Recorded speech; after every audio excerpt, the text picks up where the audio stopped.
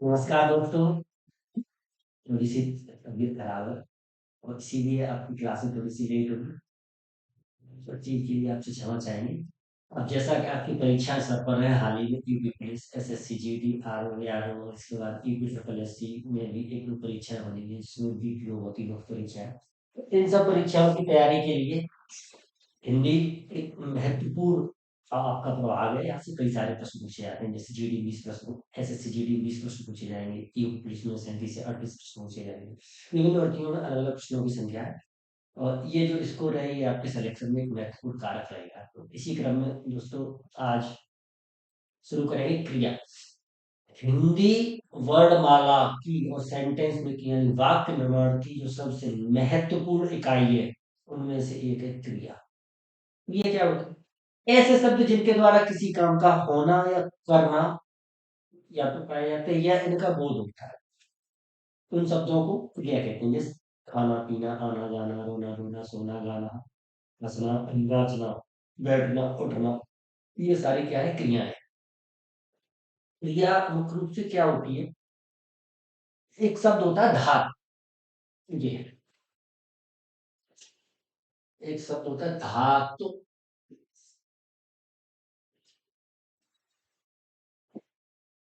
दोस्तों आप में से अधिकतर लोग जानते होंगे धातु क्या होता है। जो नहीं जानते उन्हें हम बताए दे रहे हैं।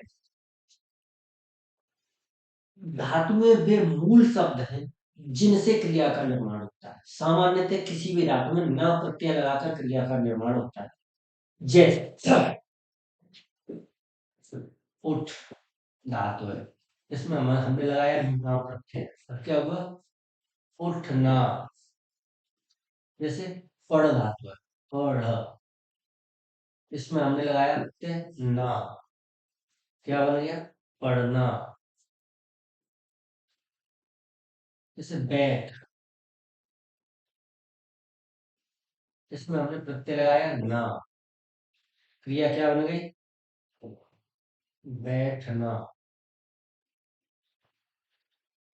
ये जो है, ये सब उठ, पढ़, बैठ, इन शब्दों को कहते हैं धातु। धातु वे मूल शब्द हैं जिनसे क्रिया का निर्माण हो। तो क्रिया क्या है? ऐसे वाक्य जिनसे किसी भी, ऐसे शब्द, सॉरी, ऐसे शब्द जिनसे किसी भी वाक्य में किसी कार्य का होना या करना या तो पाया जाता है या उनका बोध होता है, उन शब्दों को क्रिया। अब कंपटीशन में हमारे क्वेश्चन कैसे आते हैं? क्वेश्चन में आपसे परिभाषा नहीं पूछेगा। क्वेश्चन में आपसे पूछेगा बताइए इनमें से कौन सी प्रेरणार्थक क्रिया है। कई बार क्वेश्चन पूछ लेगा इनमें से कौन सा क्रिया का भेद नहीं है, या पूछ लेगा इनमें से चार चार विकल्प दिए होंगे, हंसना, चहचहाना, सोना, बैठना, बताइए इनमें से कौन सी अनुकरणात्मक क्रिया है। ये क्या होता है? वही होती है आपसे गलती और आपका स्कोर नीचे आए, जो आपके सिलेक्शन में एक बाधा बन सकता है। इन सब बाधाओं को पार करने के लिए तो हम ये क्लास करें। तो इसके लिए हमें क्या करना पड़ेगा? क्रियाओं का वर्गीकरण करना पड़ेगा। क्रिया का जो वर्गीकरण है वो हमारे व्याकरण में और आपके कॉम्पिटेटिव सिलेबस में, आपके प्रतियोगात्मक पाठ्यक्रम में जो क्रिया का वर्गीकरण है वो तीन आधार। नंबर वन, धातु के आधार पर। नंबर दो, कर्म के आधार पर। और नंबर तीन, क्रिया के कुछ अन्य भेद। अन्य भेद का मतलब जैसे इसके साथ या सहायक क्रिया या पूर्वकालिक क्रिया, ये इसके अन्य भेद हैं। जैसे पूर्वकालिक क्रिया और भी कई सारे। कर्म के आधार पर इसके भेद होते हैं दो, सकर्मक, सकर्मक और अकर्मक। धातु के आधार पर भेद कितने होते हैं? वैसे तो चार होते हैं इसमें। तो हम एक एक करके पढ़ना शुरू करते हैं। बहुत मुश्किल नहीं है, छोटा सा चैप्टर है पर बहुत महत्वपूर्ण है। एक एक शब्द, एक एक पार्ट्स, प्रश्न कहीं से भी आ सकता है और हिंदी में चाहे 10 ही प्रश्न पूछे जाए, ऐसा कभी नहीं हुआ कि एक प्रश्न इस चैप्टर से न पूछा जाए। दोस्तों आपके लिए बहुत ही महत्वपूर्ण चैप्टर है आज का, बड़े ध्यान से इसका अध्ययन करें। देखो, यौगिक धातु, सभी का धातु अब हो गया यौगिक धातु। यौगिक धातु क्या होता है? देखो, एक मिनट आप इसे भी समझिए। जैसे उठ प्रत्यय है, इस किसी भी धातु में, उठ धातु में, किसी भी धातु में आ प्रत्यय लगाकर जो धातु बनती है वो होती है यौगिक धातु। किसी भी धातु में आ प्रत्यय लगाने से जो धातु बनती है वो यौगिक धातु होती है। जैसे उठ में या बैठ था, बैठ, ये हो गया बैठ। अब इसी में लगा देंगे ना तो हो गया बैठाना, इसी में लगा देंगे ना तो हो गया उठाना। अब उठना और उठाना तो अलग क्रिया है, ये तो आप समझ ही रहे हो। उठना अलग क्रिया है, उठाना अलग, बैठना अलग क्रिया है, बैठना अलग क्रिया है। ओह, तो प्रेरणार्थक क्रियाएं ऐसी क्रियाएं जिनके द्वारा हम काम करते नहीं, उनमें हमारी इन्वॉल्वमेंट तो होती है पर डायरेक्ट नहीं होती, उनमें हम प्रत्यक्ष रूप से इन्वॉल्व नहीं है। हम इसमें ऐसी क्रियाएं जिनके द्वारा किसी कर्ता द्वारा प्रेरणा दी जाती है, जिससे प्रेरणा का भाव जागृत होता है। जैसे मैंने उसे सुबह 7 बजे जगाया, जागा कौन? वह। जगाया किसने? मैंने। यह कर्ता क्या प्रयुक्त हो रहा है? मैंने। मुख्य काम करने वाला कौन है? मैं।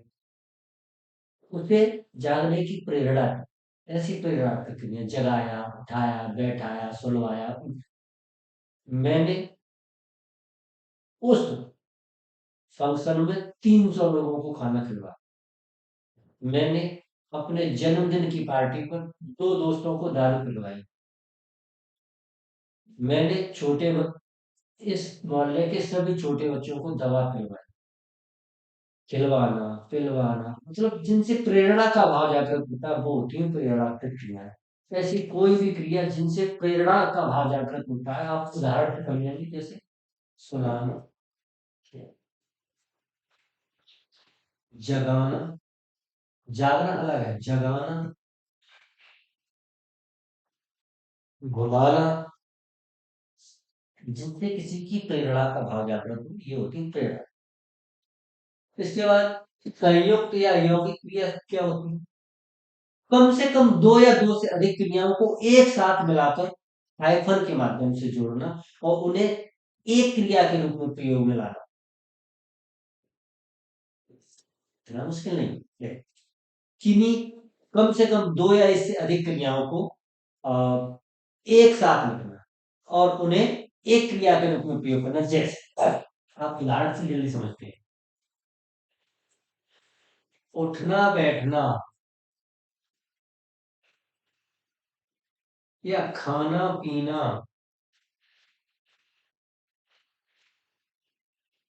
रोना धोना,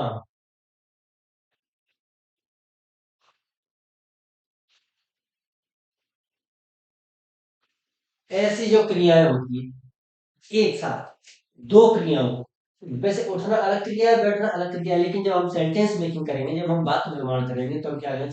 आजकल तुम्हारा जिन लोगों के साथ उठना बैठना है, मेरी राय में वो अच्छे लोग नहीं। तो उठना बैठना हमने एक क्रिया के रूप में इस्तेमाल किया। आजकल जिन लोगों के साथ आपका उठना बैठना है, कहने का अर्थ उठना बैठना का अर्थ यहाँ इससे लगाया गया कि जिनसे आपकी सहमति है। या खाना पीना हो गया, आइए कुछ खाना पीना किया जाए, इस तरीके की जो सेट है। जैसे रोना धोना, अब एक काम करो, ये रोना धोना बंद करो। वैसे अलग अलग क्रिया है, रोने का धोने से कोई खास मतलब नहीं है, पर ये रोना धोना आपस में अलग अलग क्रिया है। जैसे चलना फिरना, वो तो बहुत करते हैं, इसके उदाहरण सैकड़ों हजारों। चलना फिरना,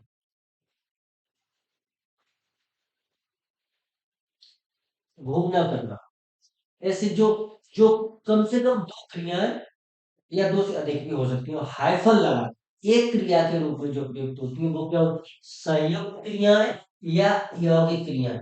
ये क्या है? ये विकल्प का चिन्ह है। इसका अर्थ होता है जैसे जैसे मैंने लिखा राम श्याम। इसका अर्थ क्या है दोस्तों? इसका अर्थ है या तो राम या श्याम। जो विकल्प का चिन्ह होता है ये वाला, इसका अर्थ है या तो राम या श्याम। तो यहाँ ये लगा, तो या तो इन्हें संयुक्त क्रिया कहती है या यौगिक क्रिया कहती है। होती कौन सी है? ये वाला। इनमें ये बीच का हाइफन लगाना निहायत जरूरी है, ध्यान रखना। तो नेक्स्ट, नाम धातु क्रिया। देखो नाम धातु क्रिया क्या होती है? नाम धातु क्रिया ऐसी क्रियाएं होती हैं जो संज्ञा, सर्वनाम और विशेषण से क्रियाएं बनती हैं, उनको नाम धातु क्रिया कहते हैं। क्या कैसे? संज्ञा, सर्वनाम और विशेषण। जैसे संज्ञा, सर्वनाम और विशेषण।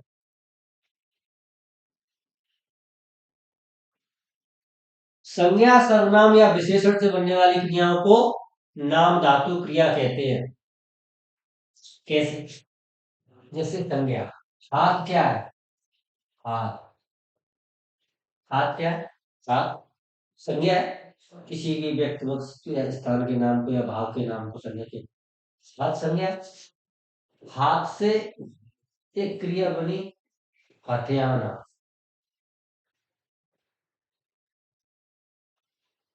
हाथ से हथियाना। जैसे एक भाववाचक संज्ञा होती बात, इससे क्या बनी? बतियाना।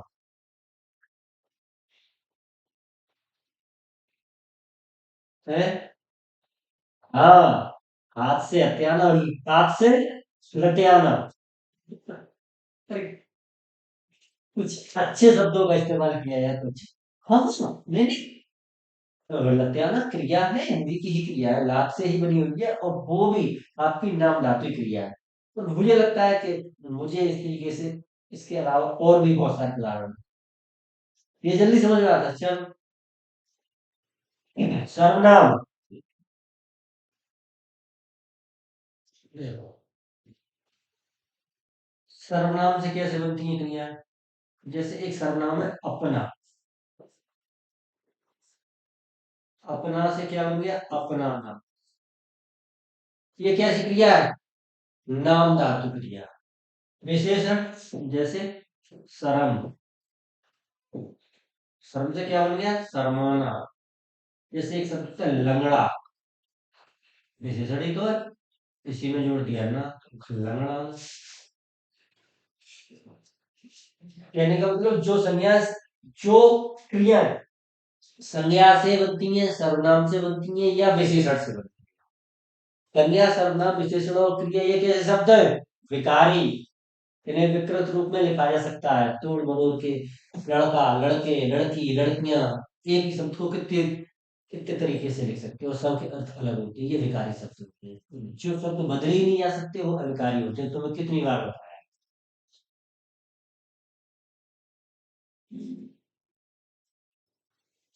विशेषण और भी होते हैं, जैसे ठंडा। ठंडा से क्या होता है? ठंडाना।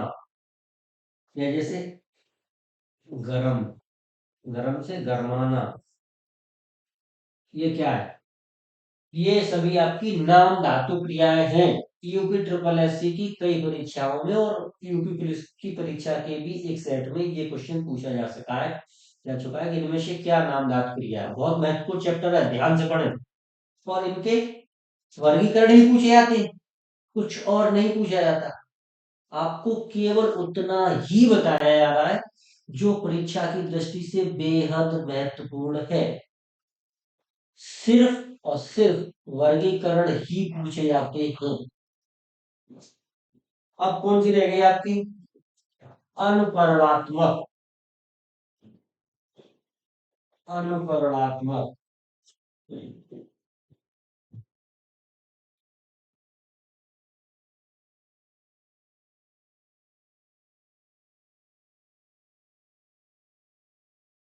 अनुकरणात्मक बहुत ही सरल है, इसमें आपको ज्यादा दिक्कत करने की जरूरत भी नहीं है, बहुत ही सरल, सबसे सरल अनुकरणात्मक। अनुकरणात्मक का अर्थ है जो किसी कल्पित स्वर या ध्वनि से क्रियाएं बनी होती हैं और उनमें कम से कम अपना ही एक शब्द कोई शब्द रिपीट होता है। समझ लीजिए, ऊपर से निकल, यही तो दिक्कत है, परिभाषा समझ में नहीं आती, उदाहरण समझ में आती है। देखिए, याद आपको रखना है, आप चाहे उदाहरण से याद रखें चाहे परिभाषा से याद रखें, पर याद रखें। आप कैसे समझ सकते हैं? जिस तरीके से भी आप समझ सकते हैं, समझे और परीक्षा में फल करिए। देखो, इसका कहने का मतलब ये है, देखो इनके आप उदाहरण समझें।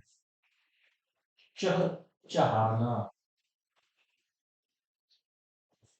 बढ़ बढ़ाना,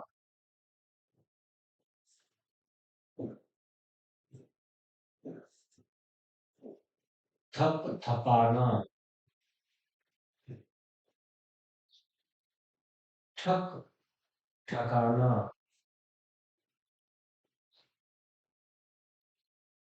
खट खटाना।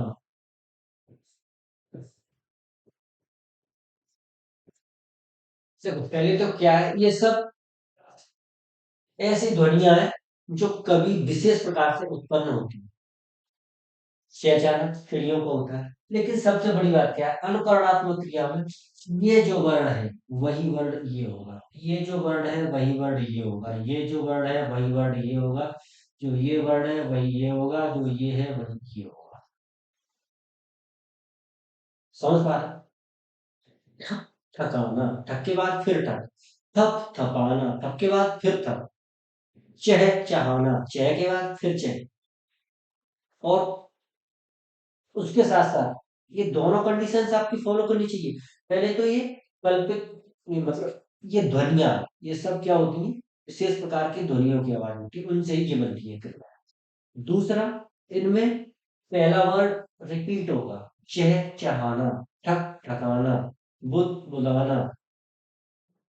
कुड़ कुड़ाना, ठक ठकाना, खट खटाना, बढ़ बढ़ाना, ठप ठपाना। इस तरीके की जो क्रियाएं हैं, कौन सी होती है? अनुकारणात्मक क्रियाएं। Is that clear? हाँ, हिंदी क्लास, सॉरी, सब मतलब क्षमा। क्या यह आपको समझ में आया? Okay, then next. हमने अब तक क्या पढ़ लिया? धातु के आधार पर क्रियाओं का वर्गीकरण। कितने प्रकार का? चार प्रकार का था। एक थी प्रेरणार्थक क्रिया, प्रेरणार्थक के बाद संयुक्त या यौगिक क्रिया, उसके बाद नाम धातु क्रिया, उसके बाद अनुकरणात्मक क्रिया। चार हमने पढ़ ली। अब कर्म के आधार पर क्रिया के भेद, ये है थोड़ा सा कंफ्यूजिंग।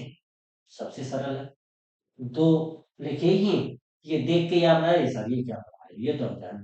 मुझे पता है आप में से अधिकतर लोग ये जानते हैं, लेकिन मुझे ये भी पता है कि उन अधिकतर में से भी अधिकतर लोग सही से ये नहीं जानते, और आपके सबसे अधिक प्रश्न गलत करने की संभावना यहीं से है। इसलिए इसे आप सही से समझें। सकर्मक क्रिया वे क्रिया है जिनके द्वारा किसी वाक्य का अर्थ पूर्ण करने के लिए उन्हें कर्म की आवश्यकता होती ही होती है। बिना कर्म के वो उस वाक्य का अर्थ पूरा कर ही नहीं पाएंगी। ऐसी क्रियाएं सकर्मक क्रियाएं होती हैं। देखिए, मिस्टेक क्या होती है, कई बार लोगों के मन में ये धारणा बैठ जाती है कि अगर वाक्य में कोई ऐसा वाक्य है जहां पर कर्म भी है और क्रिया भी है, कर्म के साथ कोई क्रिया प्रयुक्त हुई है, तब हो सकता। और अगर किसी वाक्य में बिना कर्म के कोई वो लिखी है क्रिया, तो वो अकर्म है। यही दिक्कत, वाक्य में कर्म है या नहीं इससे मतलब नहीं, ये अपना क्रिया पे ही निर्भर करता है, वो किस तरीके की क्रिया है। क्या वो बिना कर्म के अर्थ स्पष्ट कर पा रही है? अगर कोई क्रिया बिना कर्म के ही अपना अर्थ पूरा स्पष्ट कर पा रही है, तो वो होगी अकर्मक। और किसी क्रिया से अपना अर्थ स्पष्ट हो ही नहीं रहा बिना कर्म के, तब वो होती है सकर्मक। बात बहुत गहरी हो गई, सर के ऊपर से निकल गई। चलो बताते हैं।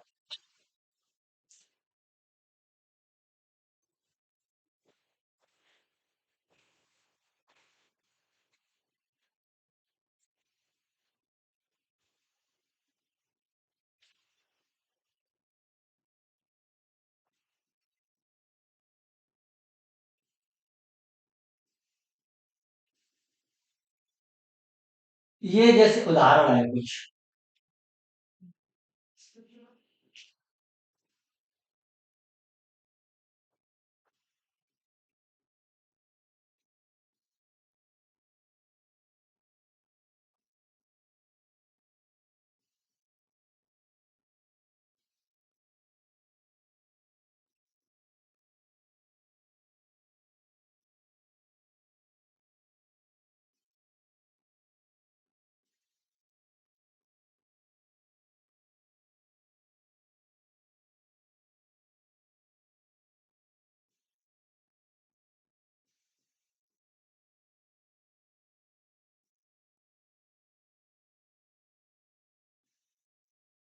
अब आप इन क्रियाओं को देखिए।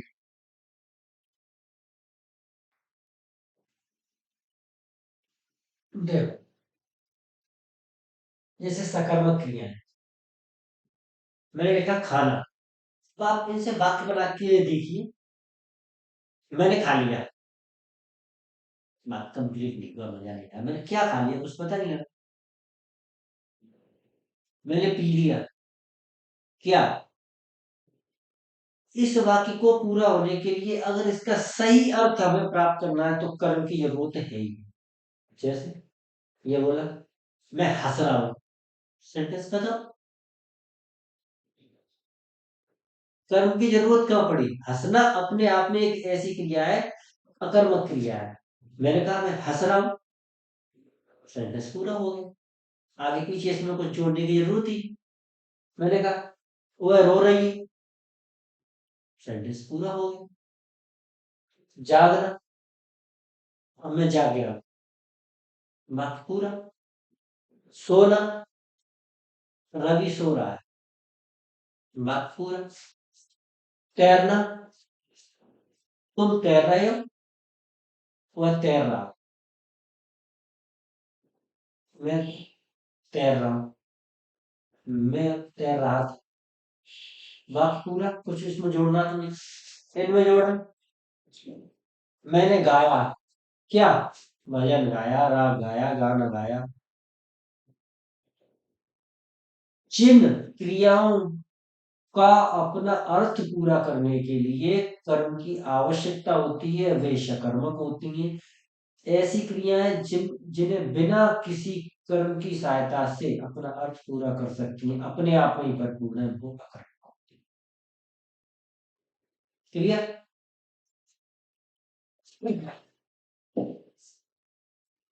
सकर्मक क्रिया के भेद, वो उतना महत्वपूर्ण है नहीं चैप्टर पर, आपको बता रहे हैं। एक कर्म क्या होता है? ऐसा वाक्य, ये वाक्य बने होते हैं, ऐसा वाक्य जिसमें एक कर्म आया हो, जैसे गाना। वो है गीत गा रही थी। क्या गा रही थी? गीत। कितने कर्म है? एक। गाना कैसी हो गई यहाँ क्रिया? एक कर्मक। विकर्मक, जिसमें दो कर्मों का इस्तेमाल किया जा सकता हो जिस क्रिया के साथ, जैसे देना, लेना। जैसे कुछ उदाहरण, रवि ने मोहन को पुस्तक दी। क्रिया हो गई देना। एक कर्म हुआ आपका पुस्तक, दूसरा हुआ मोहन। ये दोनों क्या है? कर्म। कितने कर्म है इसमें? दो। देना क्रिया के साथ ये इस्तेमाल हो सकते हैं। तो देना कैसी क्रिया है? विकर्मक। ऐसी क्रियाएं जो एक कर्म के साथ इस्तेमाल होती हैं, एक कर्म, ऐसी क्रिया जो एक कर्म के साथ, बिना कर्म के या दो कर्मों के साथ भी इस्तेमाल हो सकती है, वो कैसी होगी? कि कर्म। ज्यादा सर खपाने वाली बात है। अपूर्ण सकर्मक क्रियाएं क्या होती? अपूर्ण अकर्मक और अपूर्ण सकर्मक दोनों एक ही है। इसमें भी अपूर्ण, उसमें भी अपूर्ण। अपूर्ण अकर्मक और अपूर्ण सकर्मक दोनों एक ही प्रकार की क्रियाएं हैं। देखो, जिन, सॉरी, बहुत ज्यादा तबीयत खराब है दोस्तों, पर क्या करें, आपकी भक्ति सर पे है, तो कोशिश कर रहे हैं। जिन सकर्मक क्रियाओं में कर्म के रहते हुए भी अर्थ को पूरी तरह व्यक्त नहीं किया जा सकता, ऐसी कौन है? कर्म भी है, तब भी उनका अर्थ पूरी तरह व्यक्त नहीं होता, ऐसी होती है अपूर्ण सकर्मक क्रिया। अपूर्ण सकर्मक क्रिया क्या होती है? अपूर्ण अकर्मक और अपूर्ण सकर्मक दोनों क्रियाओं के उदाहरण यही हो सकते हैं: मानना, समझना, होना या बनना। जैसे, तुमने मुझे प्रतिनिधि क्यों चुना, या तुमने प्रतिनिधि चुना। ठीक है, एक क्रिया पूरी होगी लेकिन इसके अर्थ कभी पूरे नहीं होते। तुम क्या हो सकते हो? और समझना, आप मुझे क्या समझते हैं। बनना, वह बहुत बनता है, वह कुछ भी बन सकता है, ऐसी जो क्रिया है, यही अपूर्ण सकर्मक होती है और यही अपूर्ण अकर्मक होती है। अभी अकर्मक में भी एक आएगा, अपूर्ण अकर्मक। पूर्ण अकर्मक अपूर्ण सकर्मक एक ही है। इसके बाद संयुक्त सकर्मक क्रिया। देखो इसमें क्या होता है, दो क्रियाएं एक साथ लिखी जाती हैं। दो क्रियाएं, वो तो संयुक्त में भी लिखी जाती थी लेकिन उसमें हाइफन लगा के लिखी जाती थी, ये अलग प्रकार की। देखो आप उदाहरण से समझिए, मैं घर पहुंच गया, मैं घर पहुंच गया। देखो, एक क्रिया पहुंचना, दूसरी ये जाना, ये कैसी हो गई? दो, और दो क्रिया इकट्ठी लिखी है तो ये कैसी हो गई? संयुक्त और सकर्मक। सकर्मक क्रिया, संयुक्त सकर्मक। मैं घर पहुंच गया, ऐसी जो क्रियाएं होती हैं, या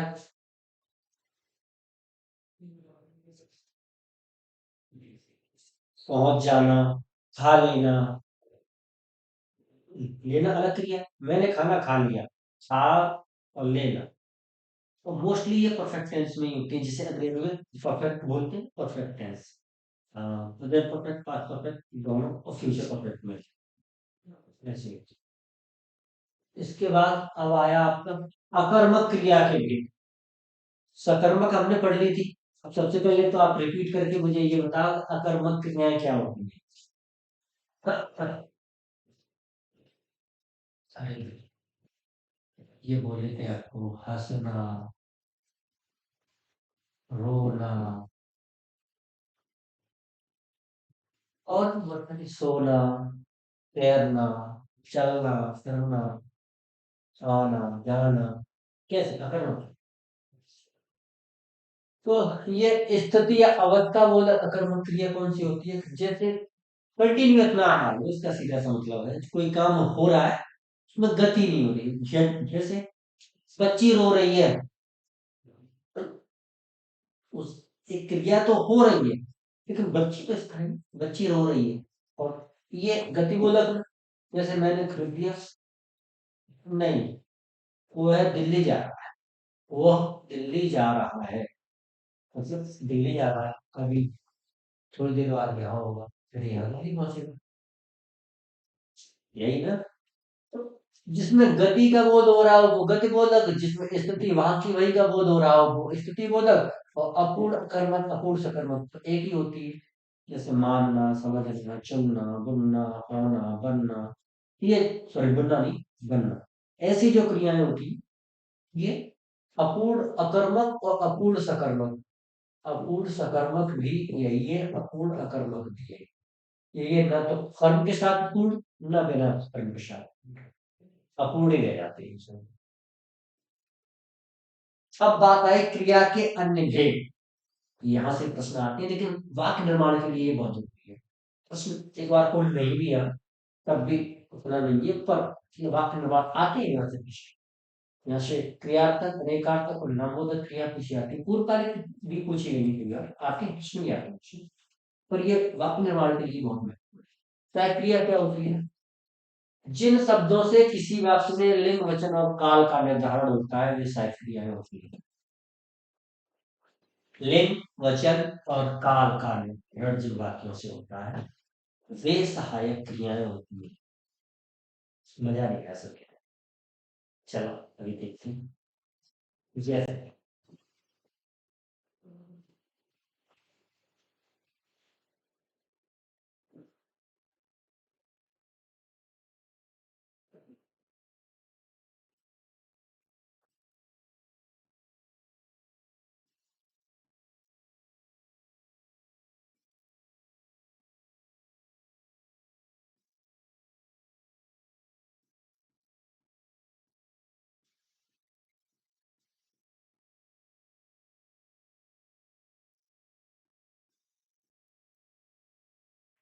वह बहुत होशियार था। वह स्त्रीलिंग होगा कि पुल्लिंग? पुल्लिंग। वह बहुत होशियार थी। अब वह क्या है? स्त्रीलिंग कि पुल्लिंग? स्त्रीलिंग। अब मैंने इसी को मिटाया। अब मैंने यहाँ लिख दिया वह बहुत होशियार है। काल बदल गया। तब भूतकाल की बात थी, अब वर्तमान काल की बात।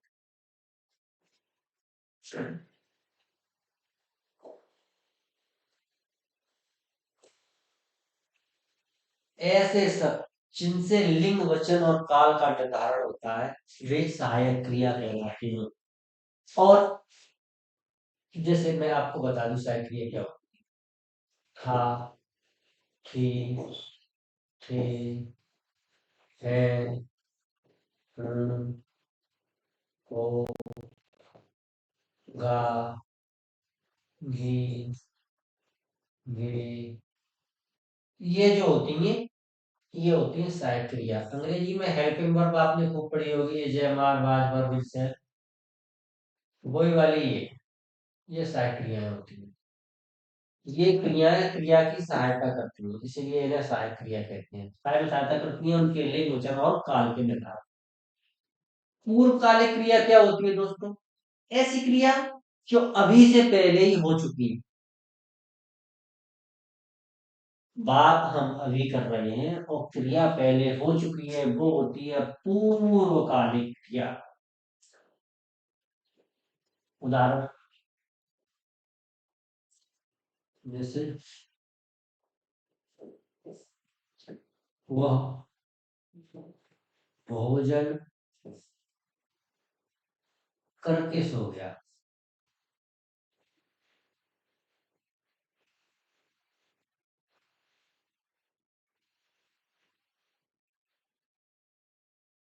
करके कैसी क्रिया है?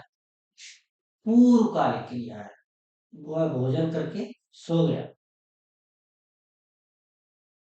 ऐसी जो क्रिया है वो पूर्वकालिक क्रिया है। नामबोधक क्रिया है। नामबोधक क्रियाओं में कुछ ज्यादा नहीं है। इसका अर्थ है, देखो उसमें क्या था, संज्ञा, सर्वनाम, विशेषण से जो क्रिया बनती है, वो कौन सी होती थी? वो थी नामबोधक क्रिया। और ये भी नामबोधक क्रिया है। ये नाम धातु क्रिया थी और ये नामबोधक क्रिया है। लगभग एक जैसी होती है, लेकिन थोड़ा सा फर्क होता है। क्या फर्क है ये आप समझ। ये भी संज्ञा सर्वनाम या विशेषण से बनती है, लेकिन इसमें क्रिया की विकृति नहीं होती। इसमें संज्ञा और विशेषण या सर्वनाम और विशेषण जैसे हैं एक साथ वैसे लिखिए। जैसे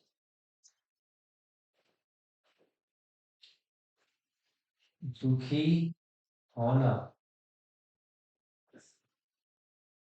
सुखी होना,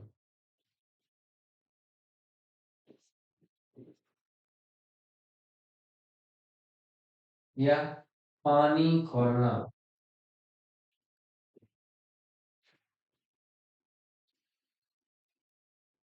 कहने का अर्थ ये है कि संज्ञा सर्वनाम या विशेषण के साथ क्रिया जुड़ी हो तब होती है नाम बोधक। और संज्ञा सर्वनाम या विशेषण से क्रिया बनी हो तब होती है नाम धातु। पी से मिलती जुलती थी नाम धातु, थी ना, नाम धातु। कौन से में थी? सकर्मक वाला। ये अन्य वाला। क्रियार्थक क्रिया क्या होती है? कोई भी संज्ञा जब क्रिया के रूप में सीधी सीधी लिखी जाए, क्रियार्थक संज्ञा। जैसे ईमानदारी एक अच्छा गुण है। ईमानदारी क्या है? भाववाचक संज्ञा। ईमानदारी अच्छा गुण। जैसे हमने यहां लिखा ईमानदारी अच्छा गुण है। अच्छा गुण है। ये नहीं बता। जैसे हमने लिखा टहलना। टहलना जरूरी है। जरूरी है। ये आपने लिखा तैरना अच्छा व्यायाम है।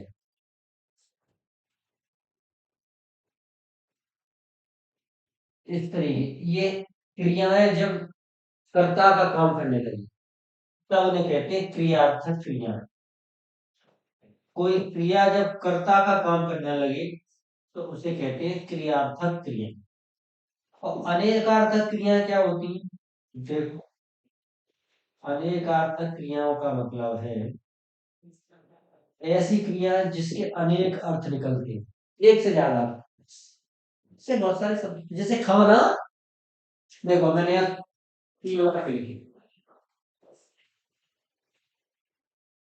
वो है चावल खाता है।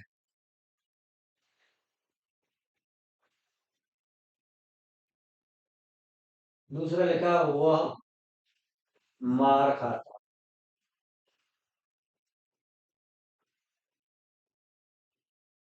तीसरा मैंने लिखा वह आपकी कमाई खाता।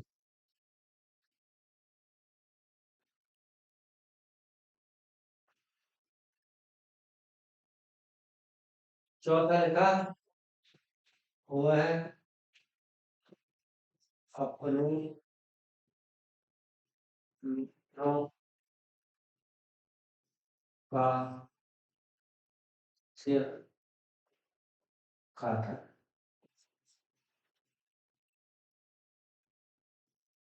देख रहे हैं दोस्तों, सब में एक ही क्रिया है। खाता है, खाता है, खाता है और खाता है। लेकिन सबके अर्थ अलग अलग है। सबके अर्थ अलग है। देखो, वह चावल खाता है मीन्स जो खाने की क्रिया ईटिंग। हम वैसे अंग्रेजी में ट्रांसलेट करें ईट। वह मार खाता है मतलब पिट रहा है। मार खाने का मतलब पिटता है। वह आपकी कमाई खाता है, वह आप पर निर्भर है। देखिए, वाक्य सब में तो यानी कहता है वह अपने मित्रों का सिर खाता है मतलब फूल जरूर बातें करता है, बेतुकी बातें। ऐसी क्रिया जिनकी एक से अधिक अर्थ हो सकती है, अनेक अर्थ की। ये टॉपिक दोस्तों यही खत्म है। अगला टॉपिक आपके लिए बहुत जल्दी कल ही। थोड़ा सा स्वास्थ्य खराब होने के कारण ये सब नहीं हो पाया। आप ध्यान से पढ़िए और अगर आपको इसमें कुछ समझ में नहीं आता तो प्लीज कमेंट बॉक्स में आप बताइए। आपके कमेंट पढ़ के हमें थोड़ा-सा इंक्रीज़मेंट होता है, तब हम देखेंगे कि हमें और क्या सुधार करने चाहिए। जय हिंद, जय भारत।